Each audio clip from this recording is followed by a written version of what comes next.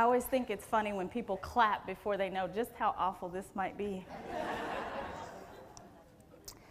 I am incredibly grateful that I've been invited back to speak with you today, and I will tell you though, usually when people see the words diversity and inclusion somewhere and it's about a conference or a classroom activity, what do they think? Oh, holy crap.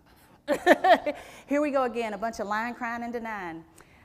You can laugh at that. In fact, actually, I have some disclaimers, and I'll just share them with you now. Be happy. The first one is I'm going to tell a lot of jokes. At some point in my life, I plan to be a comedian. So in this hour, we'll have far more fun if you laugh at my jokes. If you're wondering about whether or not it's a joke, just giggle. The second thing is, if you give me an hour, I'm probably going to say something where we disagree. But don't focus there. Let's just find the common thread and where the areas where we agree. Because there's a lot of work to be done in that space.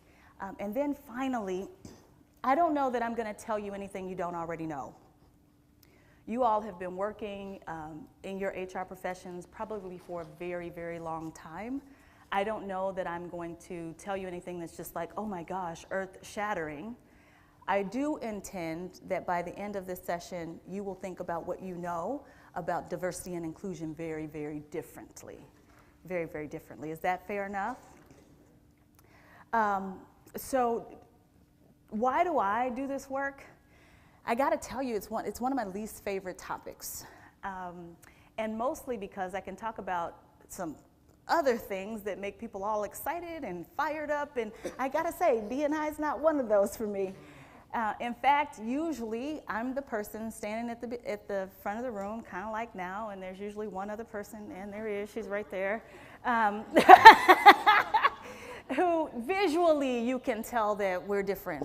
And usually when people think about diversity and inclusion, that's what they think about, right? They think about the thing you can see, and I think it's the biggest racket and the reason why we can't get beyond the things we can see. Now, one thing I'm really grateful for is that right now, based on what's happening in our country, I don't have to tell people that we're not beyond what we can see, so that we can really, really start to move the needle in this place. Right now, I am going to talk about some short-term strategies to help us be able to eventually never have to have this conversation again. Doesn't that sound great? Like, if we could just focus. We think about, okay, well, what can I do in my 2 to 3 year plan to be able to really impact the business in a positive way? And I say sometimes we can't get there because we won't even focus on the short-term things that are absolutely necessary to address, so that someday, aspirationally, we'll never have to have this conversation again. And just in case in case I forget to tell you, I am working with a guy in Silicon Valley right now. His name's Chris Sane. And Chris has identified a way to actually eliminate unconscious bias through simulation. Now, it's not ready yet, but my goodness, wouldn't that be fantastic if we could actually change the brain so that issues of difference don't show up. Now, when I'm talking through the rest of this time that we have together, I'm going to be using the word diversity in the way you all know it. It means any kind of difference. Related to thought, it could be related to country of origin, English as second language, you're in marketing, I'm in sales, you're in marketing, I'm in operations, any kind of difference. However, know that I come with all the biases that you can see. I'm not going to deny that, just as you probably won't. Is that fair enough? Okay, perfect. Paradox, why do I use that word? This is the definition from which I'm working when I name my business, and also when I name the title of the workshop, because a paradox is something that upon first blush you go, what? Ain't no way. But if you sit with it for just a little bit, you go, gosh, I see how that might be true. And there's several times that you might have that experience as we're working together for the hour. Okay? All right, perfect. Uh-oh, push the wrong button. All right, so just play along with me. There's some dichotomies, there's some word pairs on the screen, and I want you to think about who has more power in the world. Now, I don't want you to think about how you want the world to be. It's not aspirational. but just when you think across the globe, which group has more power? So let's talk about it. Now, this is like church, like call and response. I say something, you say something back, okay? All right, this is not time to be silent. This doesn't work if you just kind of look at me and go, okay? She said in her church, the call and response ain't like what I'm looking for. So, okay, channel your innermost Southern Baptist Black Church. That's what I want you to channel, okay? All right, good job. You didn't wave your hand, so you failed. Just kidding. Just kidding, just kidding, just kidding. All right, married or single people? Married. Children or adults? Gay people or straight people? Straight. Poor people or rich people? Rich. Male or female? Male. People born in urban environments or in the country? Urban. People with GEDs or college degrees? Did we get together and talk about this? No, we didn't. Did we have a little meeting to decide which groups were going to fall where? We didn't, did we? It's my first invitation to you. This stuff in the short term just is. And because it is, when you just acknowledge what is, it makes you a realist.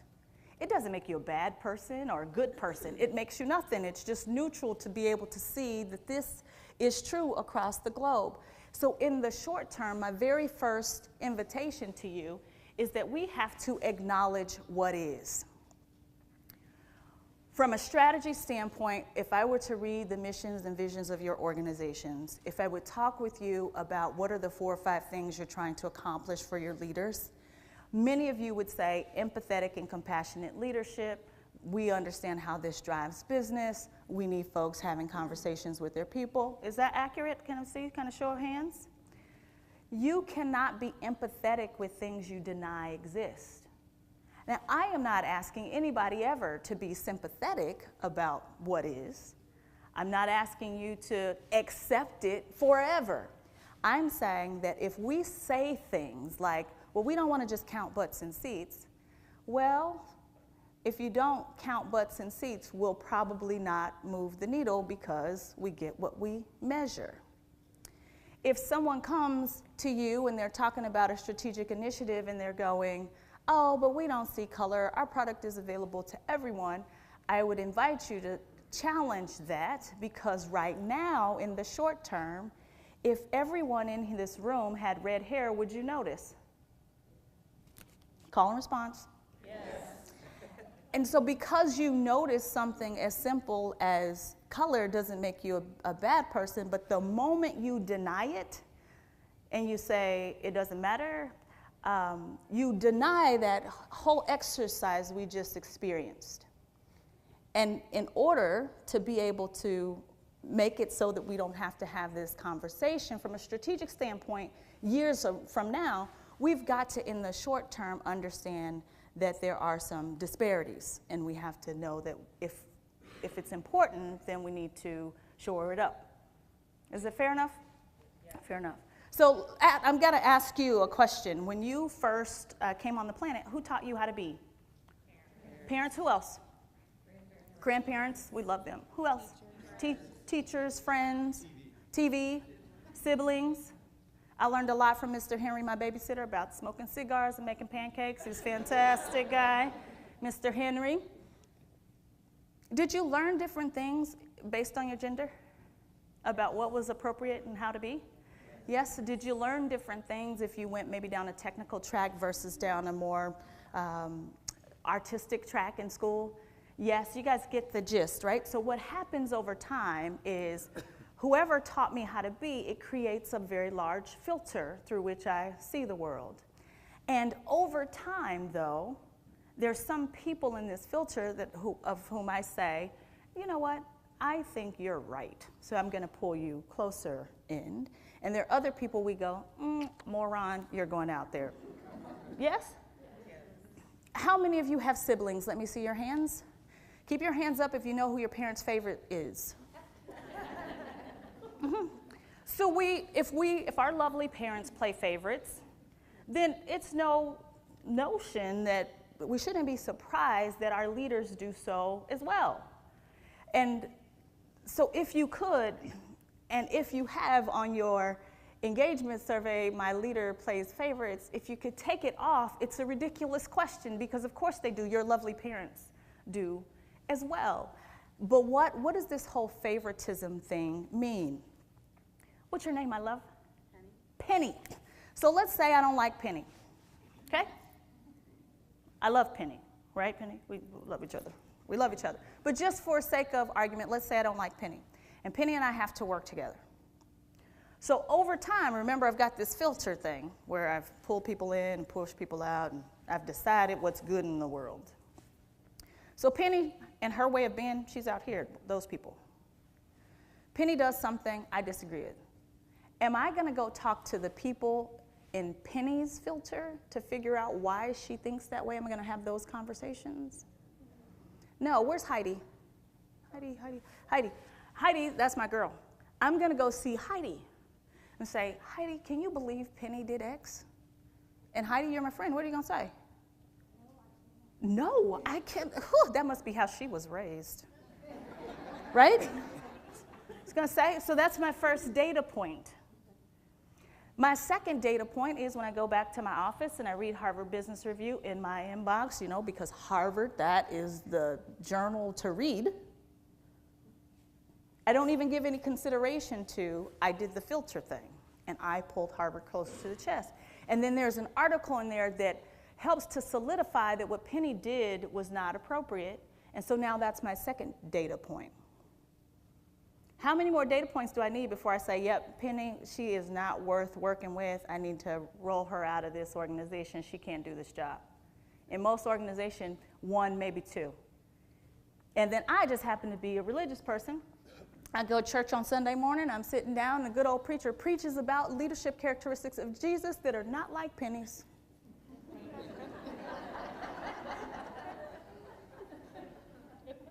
Third data point, and that data point is God, Penny must be gone. We do this in these ways all the time, and we have to help people be aware that we do it because it's not helpful to us. So I challenge you on things like high potential programs. I know, don't kill me. If the leader changes, have you noticed how the high potentials change? So if the leaders change, when the high potentials change, when the leaders change, it is a popularity contest, not an accurate depiction of potential. And so as HR business partners, we just have to find the most loving way possible to hold up a mirror to say, let us really, because no matter how you do it, I got data, right? I've got data that says Penny is not good at this. But you change the leader, they'll love Penny. So I just invite you to consider, if you've been following Gallup information for the last 10 years, last 10 weeks, last 10 days, disengagement has been at 2/3 of our organizations, or 68%, for the entire time. We know that engagement drives results, and yet engagement always gets worse whenever we do these evaluative things that say these people have high potential, these people are kind of professionals, and these people, oh Lord, we should have fired them yesterday. Whenever we do this separation thing, Gallup has also helped us to see that the people we consider to be high potentials aren't even the ones that we can really change or improve. It's the people in the middle, the 2/3. The group that we call disengaged that has that terrible name, that's a terrible name. But when you think about what disengagement really is, it just means I'm not going to give discretionary effort. But if you weren't the favorite of your parents, did you give discretionary effort? Mm-mm. For what? She's still going to get to sit in the front seat of the car. It's intent to stay. Intent to stay? We measure regrettable turnover, but I say we should measure regrettable tenure in some cases. Intent to stay? I'm not going to tell you anything you don't know. I'm just going to invite you to think about what you know differently. If you have high potential programs, you might consider watching a TED Talk called The Super Chickens by Margaret Heffernan, and how this focus on, even if you are accurate in picking your top performers and your high potential, it's not the best thing for your business. The Super Chickens by Margaret Heffernan. So here's how this tends to work inside of our organizations. Whenever we're hiring people, we want people to seamlessly integrate into our culture, yes? Yes? Yes. Okay. So this weird thing happens when you move from Mac to PC, and I didn't get down here early enough to check it, so that arrow is supposed to be just up a little bit. So whenever you introduce a new person to a team, do they make some mistakes because they're just not familiar with how we get down around here? Yes. And so unfamiliarity breeds missteps. New people make mistakes because they don't really understand how we do business here. In a good organization where people are usually the same in some kind of way, even if it's we all kind of think the same, those people will get feedback. Hey, you're a sales guy. You might want to kind of think through all of your details around the numbers before you come to the meeting to talk to this particular group, because they don't really care about all those numbers. They care about this, and you'll be much more successful if you do that. Very simple feedback. And then the person makes a correction, and then they do well, and we go, oh my gosh, I just made a fantastic hire. Just great. Now let me show you what tends to happen when difference is present. Lack of integration in the culture is typically the outcome, and here's why. You introduce difference. Are people they're new to your culture, are they still going to make some mistakes? Yes. Unfamiliarity with your culture. I'm not familiar with how you get things done around here. I'm going to make some mistakes. But what tends to happen when people are different is this. Ugh, I don't know. You know he's gay. I probably shouldn't say anything. He might think it's because of that. Well, you know, he can't hear very well, so I don't want him to think that it's because of that. Well, it is hard for people to understand him, but I don't want him to think that I'm saying it because English is his second language. I don't want him to think that I've got an issue with people from someplace else. And so because I've got that narrative going on in my head, I'm not going to give feedback. And then I don't give feedback, and guess what happens? They keep doing the same thing. And then we go, oh my gosh, we can't recruit from that school. Everybody we've recruited from that school, they don't do well here. It must be how they were raised. What is the issue? What's the problem? Lack of feedback. Right? That's where this whole thing broke down. So let me tell you a story about when I'm an engineer. How many of you knew that? None of you? Are you surprised? It's okay to say yes. Now, I used to be offended when people were surprised. But you know why? Because I thought it was about the things that you can see. Like, you know, I'm a girl and I got brown skin.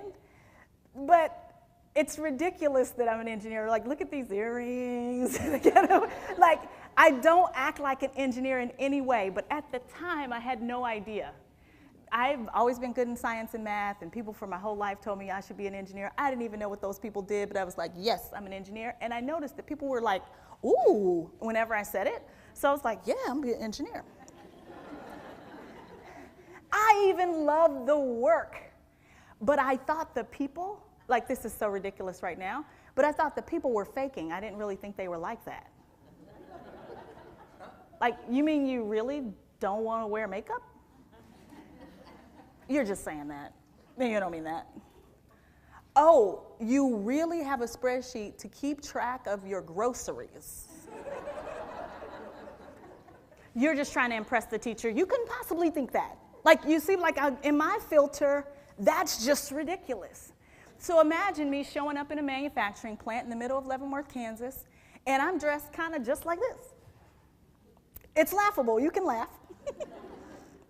And I've got this amazing manager. His name's Dave. Dave and I get along great. But every time I go into a meeting, we're talking about my clothes. Not me and Dave, but everybody else. They're like, oh, that's a cute skirt. That's a nice shirt. And I'm like, thanks. And then we get to talking about my things. One of the years that I was working in manufacturing, and I wasn't even in a cost savings group, I saved like $10 million. And I was like, score. Well, what am I expecting during my performance evaluation?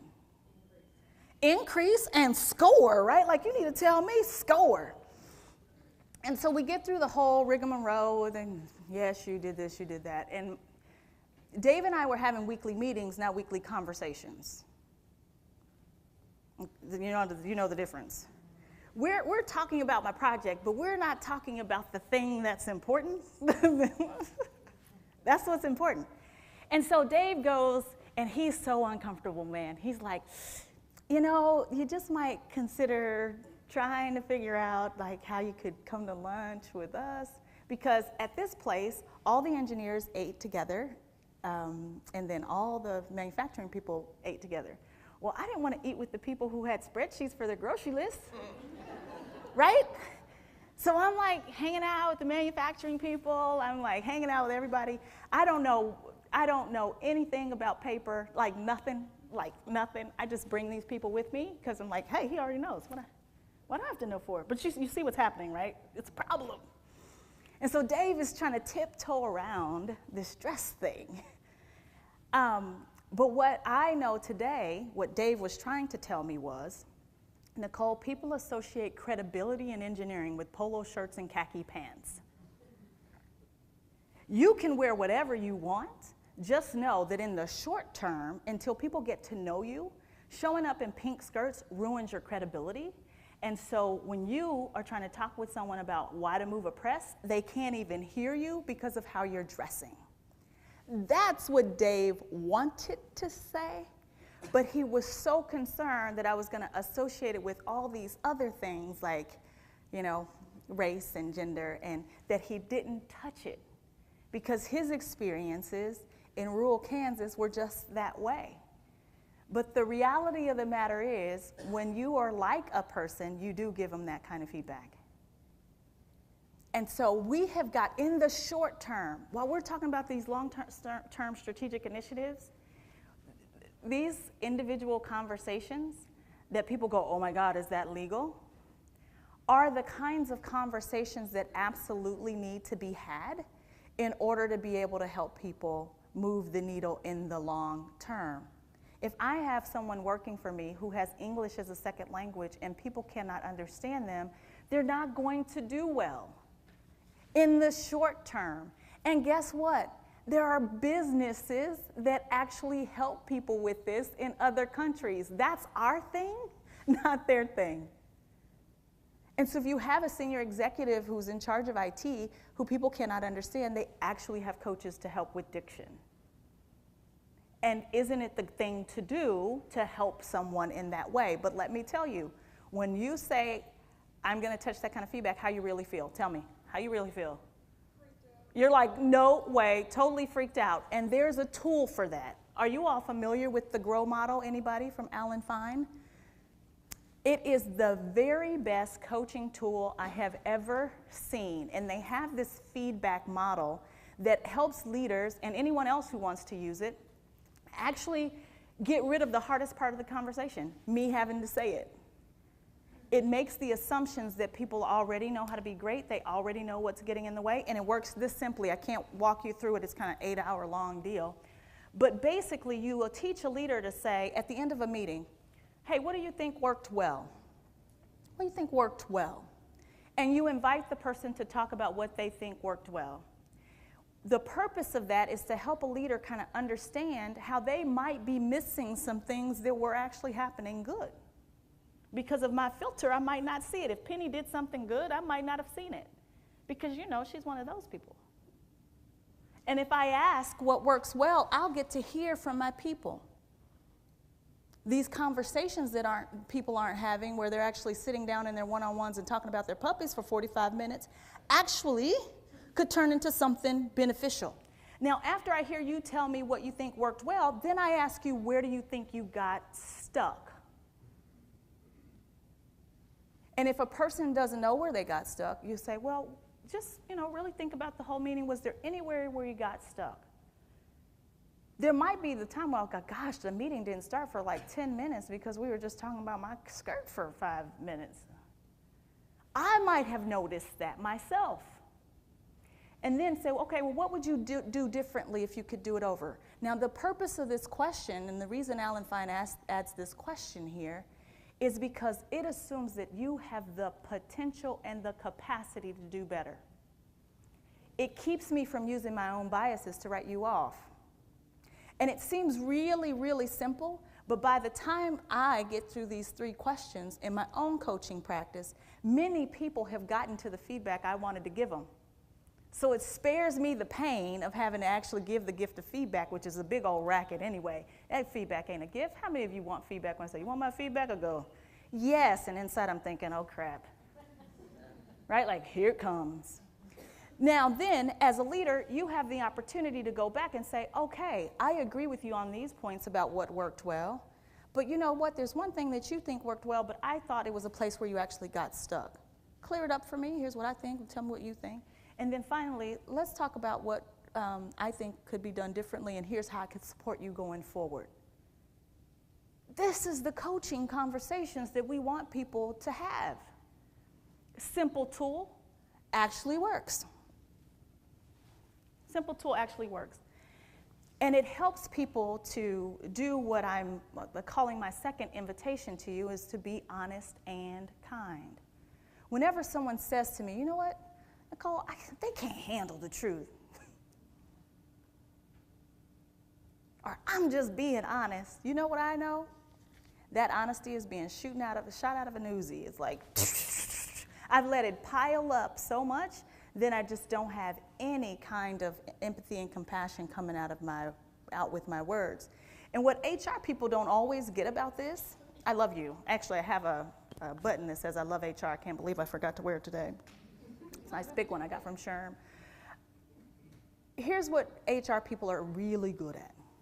But it's because you are kind of the same in this way. Someone can walk in your office and just be a blithering idiot, and what will come out of an HR person's mouth is, that's an interesting perspective.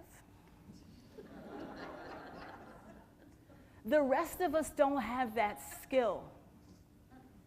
Your brain just kind of works that way, and I love it about you. That was my favorite thing about my HR business partner. I could be, okay, here's the communication I'm thinking about. Will you take a look at it? And man, they would take out all those charged words for me. Most people either feel like they're choosing between honesty and kindness, and there is an opportunity to be able to blend them together. And we have to, that's our job, to help them. They have no idea that they don't know it. I was the worst at it, actually. I thought that if I was giving you the truth, I was giving you a gift. You know why? Because HR people told me that feedback was a gift. And people take you literally. I did too. And then guess what happened? You sent me to emotional intelligence classes. What if you sent me to emotional intelligence classes first? That's a novel idea. Anybody, what kinds of training do you have for kind of some frontline people? Like there's like no way you would let somebody do it unless they had some training. Anybody got something? Sexual harassment training is one. Diversity training. Oh no, you'll let people work with folks before you give them that. Safety. Anybody got forklifts anywhere? Will you let me drive a forklift without going through some training? No, but many of you will give me 27 people to lead without giving me 1 day of training. Stop it. No, really, stop it. There are some foundational things that people need before they are ruining the lives of others. the frontline leader is the one. And we will throw kids fresh out of college and just hear these people go for it. That's how I learned. How many of you learned that way? It's a bad way to let people learn. Leadership is one of the only jobs we'll let people do without any training. And who helps to fix that? Those of us here in the room. Okay, Nicole, what about politically correctness, though? You know, like, I mean, some of these things, you're just being politically correct. And I will tell you that that's absolutely true. But there are some things that we should talk about as it relates to political correctness. You can't just say anything you want, right? We know that. You can't just say anything you want. But do you have some people in your inner circle who you can say just about anything to? Yeah, why? You trust them. Why else? Because you know they'll tell you the truth if they think you're wrong. They'll tell you the truth if they think you're wrong, but they also support you when they think you're right. They're not one-sided in this deal. And finally, I know they have the best of intentions. If I know they have the best of intentions, then I will listen to them. But this trust thing we talk about, our minds go to, oh my God, it takes a really long time to build trust, doesn't it? And that's the racket people have taught us. If you look at Korn Ferry's data around trust, and instills trust as one of the competencies that they have. It was the Lominger people, they were bought by Korn Ferry. Instilling trust is one of the easiest competencies to develop. If I walk into a Nordstrom's, I'm buying a dress, and the girl goes, oh my gosh, that doesn't look good. Here's another one that looks better. I trust her. Why? I trust her experience. Anybody else say something? I actually trust her honesty. And I am the one who is assuming positive intent. The moment I assume negative intent about Penny, she can't tell me anything. And while we're having all of these other conversations around trust, we're forgetting to tell people kind of a foundational thing, which is that whatever you want, you go first. You go first. So let's talk about Dave again. So Dave, he didn't trust himself because he hadn't had much experiences with black people. So he was just going off of what he had seen in the media. But if he came out and just said, hey, Nicole, I really want you to be successful. I was the one on the recruiting team who wanted you here. I am concerned that people are not thinking you're credible, but I am scared out of my mind to tell you why. Dave has to trust me to say that. It took 10 years after I was well beyond a frontline engineer for Dave to tell me that, when it didn't even matter. I'm not picking on him because I screw this stuff up every day too. But it helps me to prove the point that if he trusted himself, he would be far more able to be honest with me. The second thing is we have to know what our biases are. We're so busy trying to protect ourselves from other people knowing what our biases are. We want to believe that we don't have them. We just want that to be so true, and it's not. And so since we know that we do have biases, we know we have them. We just want it to be true that we don't. And so because we don't even dig into it, we can't fix it. The third thing is check your motives. Why are you saying it? Like, are you telling someone that they should change their dress just because you don't like it? Well, then why would you do that? But if you have noticed that, yes, there's a problem with the way that someone is dressing, I'll give you an example. I work with a lot of community health centers. And the people who come in, they're homeless, they're poor, lots of English as second language. You kind of need your frontline employees to look a little bit like they look. It's actually good to have a tattoo every once in a while. Because people feel connected to you, some red hair going, that's good. But if I'm in a rural health center, how might that backfire? And what I need my patients to feel is that they can trust me, that I'm going to be a good professional person working with them. And so these across the board, like dress code policies, don't work because it depends on kind of where you are and what the people are like. And so in those instances, when someone says, well, I don't think her hair is okay, and I say, okay, well, tell me more about that. Like, what's your reason? Let's work through that, but I'm not judging it. I just want you to be sure that your motives have been checked. So we don't just say, oh my gosh, you can't wear red hair. Well, is it connecting with the customers that that person has, or is it reducing business for us? And then let's talk about it from a business perspective, but we have to skill up our leaders in understanding what checking motives looks like. We are the worst about this as it comes to young people. If I went into an audience and said, oh my God, these young people today, I could probably find 10 people, no matter where I am, that go, oh my God, yes. These millennials, right? Time magazine just published an article that just said that help, my parents are millennials. Do you all know how old the oldest millennial is? 35, 36. You know Jesus died when he was 33, right? Jesus couldn't even work for you people. You'd be like, oh my God, what are we going to do? So we've had 15, 16 years to learn how to work with another generation in the workplace, and we haven't learned anything. And guess what? You got 19-year-olds coming into your organizations as interns this year. They're the next generation, and we haven't learned a thing about how to check our motives. When you were 19, you were just as bad.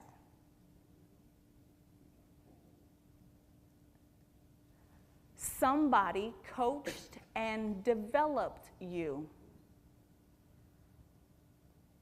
Every new generation in the workplace is undercoached and over-rewarded. It's the reason I think for the next 10 years I will have a job talking about this nonsense.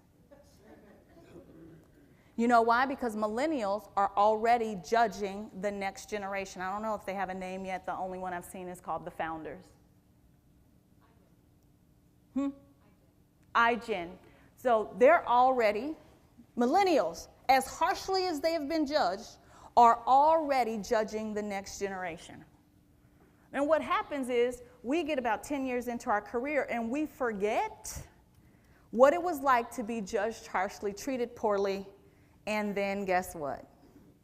We start doing it to other people. And I say, if something surprises you, concerns you, instead of separating yourself from it in the way of judgment, actually get closer to it. Learn more about it. Because I've seen people say, oh gosh, they're always on their phones, and these are people who are always on their phones.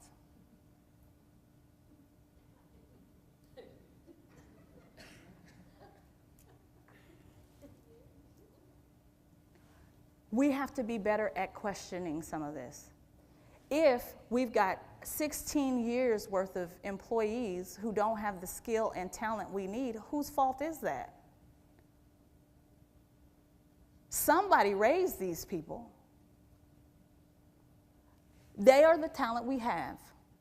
When your talent is missing something, this whole evaluation behind the back criticism is not helpful. How about evaluation? Oh my God, you have a skill gap just like everybody else on the planet. Now let's add some development in there to shore you up. The moment we go to judgment, we end up on this path that takes us nowhere but to termination. Y'all look sad. New mindsets, this is my third invitation, new mindsets can solve old problems. Let's really think about this differently. We've got another chance here with a new set of people coming into the workplace. They're not going to act like how you want them to. And the truth of the matter is, as it relates to millennials, oh, they want to be home with their families. They don't want to have their butts in the seats all day. They want to have vacations where they can actually have vacation and not be working on it. And we're all just jealous because we wanted the same thing, but we didn't have it. I work with this women's group, and every summer we have a bunch of young women come in, and it's a picnic outside. And young women always wear short shorts when they're 19 because they look great in them. So what do? We sit back and we go, Those are too short. But when I was 19, they were called Daisy Dukes, and when my mom was 19, they were called hot pants. And they were always too short, and old people always judged them. But we forget because once you get to be 50, you're like, oh, can't wear those. Anyway, it's an example. So let's talk about this thing, this new mindsets that I want to talk about. This unconscious bias, you all probably know what it is. It's the little small assumptions that we make, usually based on a prejudice that we have, that we don't realize we have. That's the key. We don't always realize that we have. It's not something we've thought about or consciously decided on based on reasoning. You know, that whole power thing is just kind of happening. The power structure things are just happening. So you only have one assignment from me that I absolutely implore you to take on, and it is go to the projectimplicit.org site after this session and take one of the assessments. There's 27 there to help you see what some of your implicit associations are. If you're not familiar with that, it's like if I thought about a person who would have a weapon, what kind of person do I see in my head? If I don't see a little old woman with white hair, then I have an implicit association to weaponry. You see, that's how this works. So I went to projectimplicit.org, and I take a lot of these assessments, and I do this stuff for a living, and even I have implicit associations that surprise me because this is about things you don't know exist. So this guy right here, this is Stacy Brown. This is one of my good friends. So that's me and Stacy at my graduation from my master's program there on the left. And then this is Stacy and me and Stacy's wife Jackie at my divorce party. It was a blast there in the middle. And then down here at the bottom, this is Stacy and I at a golf tournament. Notice we're not golfing. Neither one of us know how to golf, so we're just riding the cart and having fun. We are on a nonprofit board together. And then how many of you all love your families a lot? Let's see, yeah. So this is Stacy and I on Thanksgiving completely avoiding our families hanging out at a Starbucks. Stacy's my friend, right? Stacy's my friend. But can you see Stacy's just a little bit overweight? He's probably about 150 pounds overweight. And when I took the Project Implicit assessment about weight, I realized I was biased against heavy people. And it made me really sad because it's like, how can I be biased against heavy people? Like everybody in my family is heavy. My mom was heavy. I'm like biased against. But that's just it. We have got to help people see that you can be biased against things that you are. You can be biased against things that you love. You can be biased against things you've never even been around or exposed to. And why is this important for me? And why I tell this story? Because I didn't used to tell this story, and I've added it in. Because I'm not talking about these people out there who need to change. I'm saying all of us need to really get close to what our issues are if we want to see this get any better going forward. So a strategy that I use when I'm within organizations is I have people do their implicit association assessments before they come to class. Because shameful things need to be done in private. We don't need to be in classrooms. You step up if you had this experience, and you step back if you had this experience, where we can all look at each other and go, oh my gosh, that's awful. I need to be able to have my shameful experience alone, and then we come together and talk about whatever our shameful experiences were. We don't need to talk about them unless we want to. What are we going to do about them? And I have done some incredible things, I think, to be able to help people understand the ways in which people who are not what we consider normal size get treated in this country. And it's not nice. It's not nice. Should be a protected class. We associate all kinds of things with being not in a normal size that it shouldn't be associated with it. And how would I be able to do that if I didn't know I had that unconscious bias? I wouldn't. Because I love Stacy. He's not mentioning it to me. And that's just the thing we need to know. Micro inequities, little things that people do, little small disrespectful things that happen to people, they're not going to bring them to you. Why would they come to HR and tell you that somebody was looking at their plate? Why would they do that? But in addition to that, their manager assumes that they're lazy. People don't invite them to meetings they should come to. Someone assumed they didn't know what they were talking about, all because of how much the scale says. They're not going to come and tell you that in HR. Now, if somebody said something egregious, then yes, they would. But people aren't saying anything egregious. It's all these little, stress is cumulative and it adds up, and you wonder why people are disengaged. Because they're dealing with all these little things that are far too small to bring up to you. Micro inequities, examples of them. Eye rolling, mispronouncing a person's name if you don't understand what it is, excluding people from social gathering, not giving credit where it's due, or not introducing someone. And you might say, man, these are little things. People need to just suck it up. I like to help people understand this in terms of shark bites and mosquito bites. How many people get bitten by sharks every year? Not very many. Remember that year where we had like 8 and we were like, what is happening? Stay out of the water, you people in North Carolina. What's wrong with you? Why are you still out there? Remember that year? Like 8 people got bitten by sharks and we were like, are they crazy? Why are they still on that beach? But do you know how many people get killed by mosquitoes every single year? Millions. From Zika, malaria, all of the diseases, West Nile, remember that one? That people get from mosquitoes. But if somebody gets bitten by a mosquito and they come and tell you, what are you going to say? Like, what's wrong with you? Suck it up. Ain't nothing wrong with you. It's a good example to help you see that stress is cumulative. And we've got to help people understand what my individual implicit associations are so that I can start to understand it. Because if I hadn't gotten close, I wouldn't know all the egregious things that are happening to Hindu people who I'm biased against. I got a long list. I ain't telling all of them. So why do we care about small things? Because you can, just like there's micro inequities, there's micro affirmations, little small gestures you can take to make people feel included. So I have an issue with people who are incredibly detail oriented. I don't want all those details. You keep them to yourself. And so what tends to happen when someone's on my team and they don't know that about me, then what do they do? Give me a whole bunch of details that I don't want.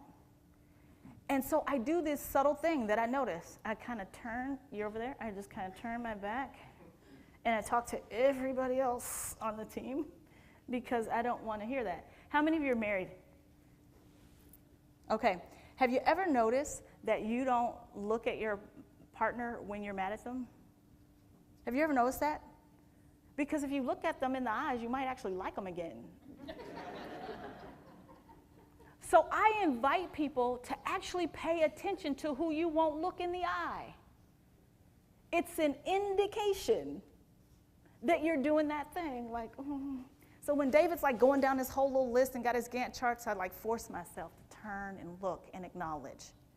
But that little simple thing, those are the kinds of things that make people feel included, engaged, part of the team. And we want to overlook them and talk about strategy, and these little things are killing us. Killing us. Killing us. So here's what I've done for you. I've got a little acronym, and I think all of you can have access to this slide deck. It's called LIVE. L, let it go. Remove judgments from people or situations from which you don't know. Drop your personal motives. You need to be able to check those. And then ditch the need to be right. You might be 100% right that millennials don't think about the work world the way that you do.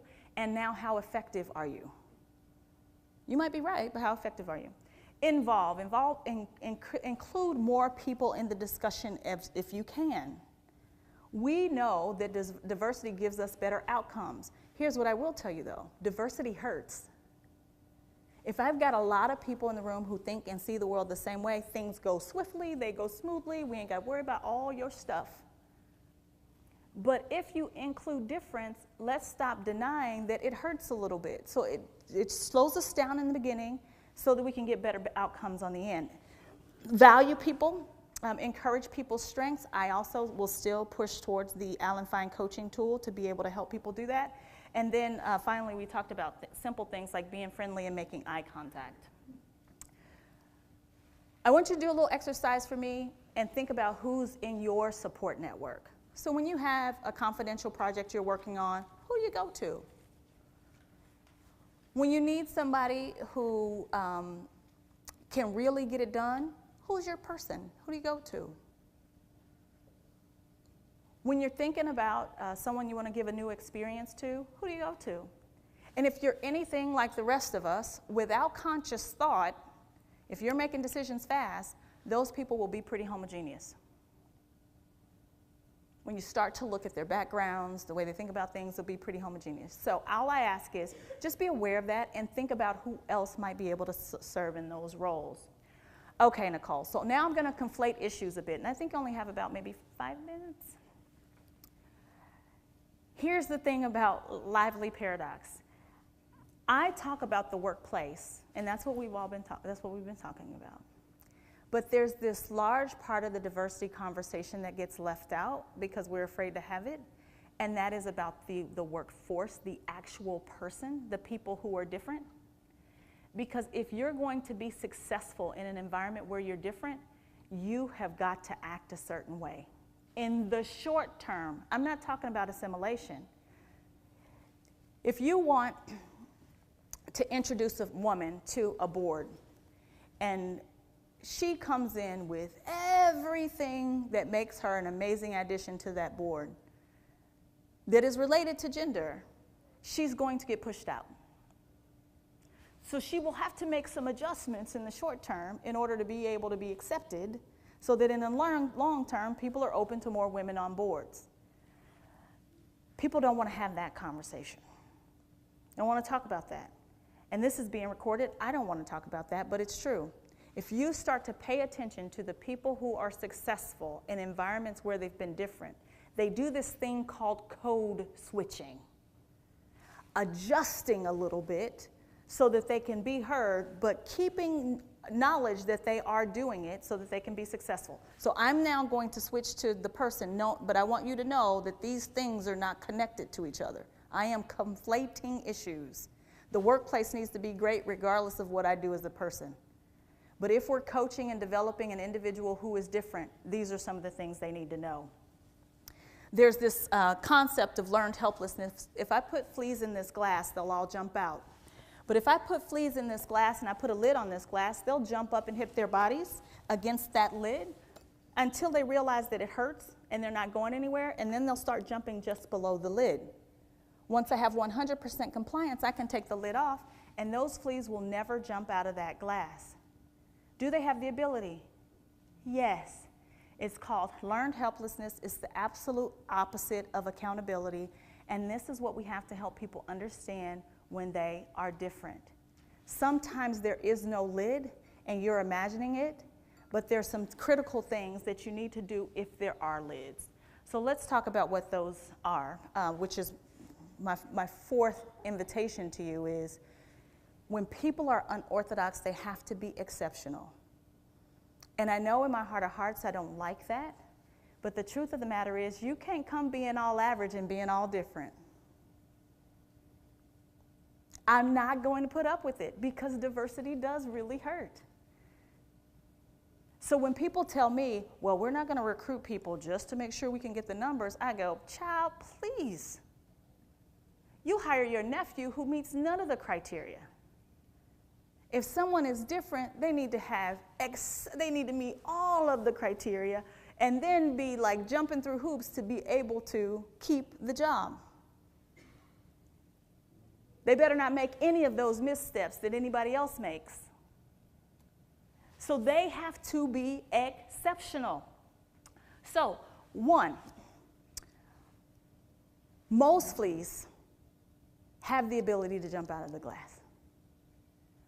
All people have the capacity to be great. If you can't get your mind around that, I would invite you to consider why you're in the people business. And I'm not saying everybody can make these kind of leaps. I'm saying everybody has the ability to move the needle a little bit. And you have to be able to believe that if you're working with individuals. The moment we think that they can't, people live up or down to our expectations. Very first thing.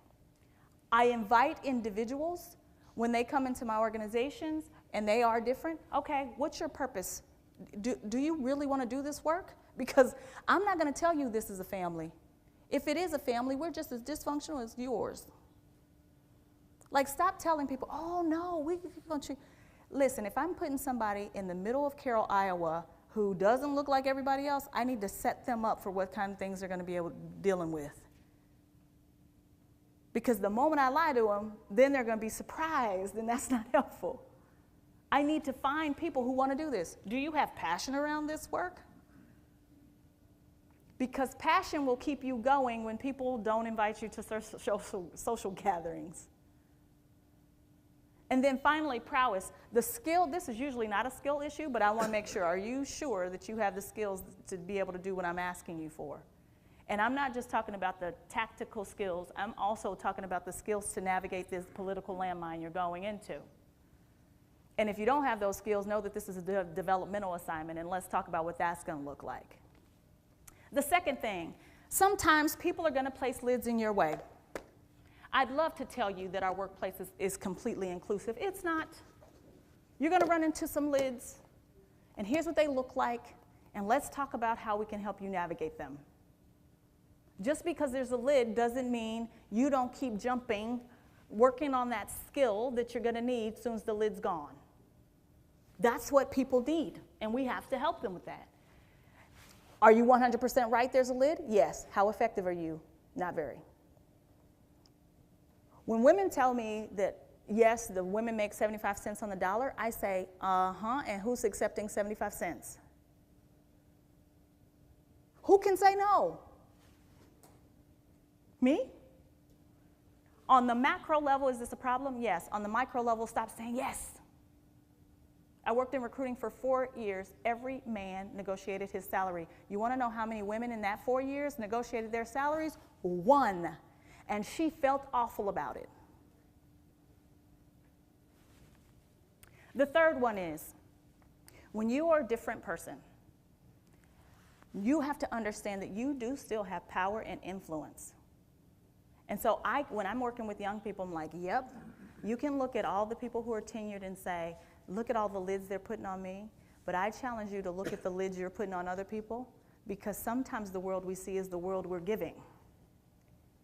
It's our individual responsibilities to make sure that none of us, no matter where we are putting lids on folks. And how do I know if I'm doing that? I have to lean into my biases.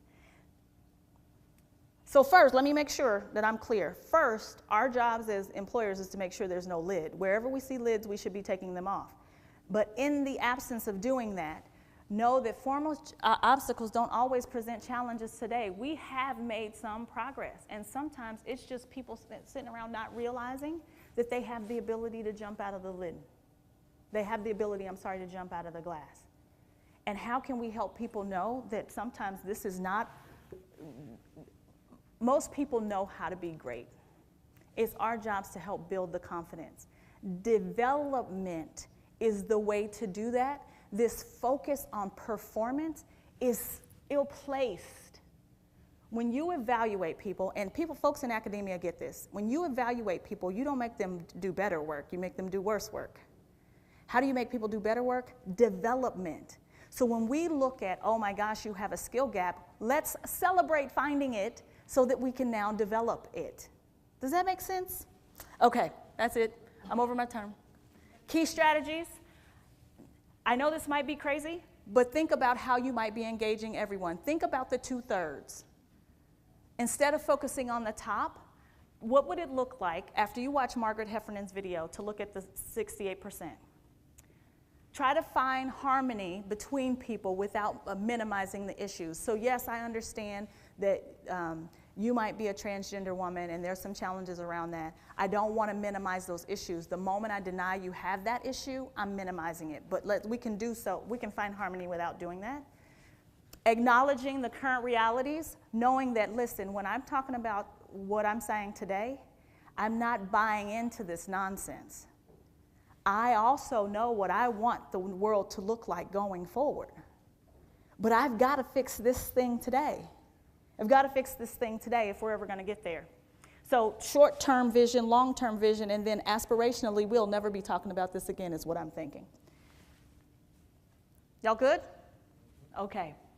Start where you are, use what you have, do what you can. These are little steps. We got a whole novel to get through. What is the chapter that's your life going to look like? It's my final invitation. You all been fantastic. Thank you. I went over my time.